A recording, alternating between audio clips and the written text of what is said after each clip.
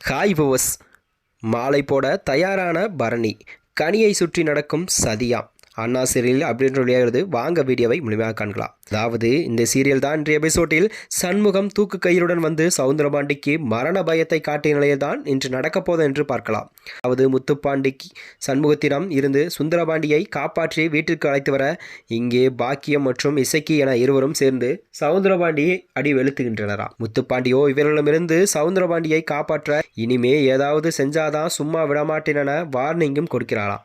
அதைத் தொடர்ந்துதான் வைஜெயந்தி சவுந்தரபாண்டியை சந்தித்து அவருடன் சேர்ந்து சண்முகத்தை எவ்வாறு பழிவாங்க வேண்டும் என்ற எண்ணத்தை அவர்கள் திட்டம் தீட்டுகிறாராம். பிறகோ பரணி சண்முகம் அதிகமாக கோபப்படுவதால் அவனது கோபத்தை தணிக்க மாலை போடுவதற்காக கோவிலுக்கு வந்திருக்கிறாராம். ரத்னாவுக்கோ ஃபோன் செய்து கோயிலுக்கு வர சொல்ல ரத்னா ஸ்கூலிலிருந்து கோயிலுக்கும் வர தனியா வீட்டுக்கு கிளம்புகிறாராம்.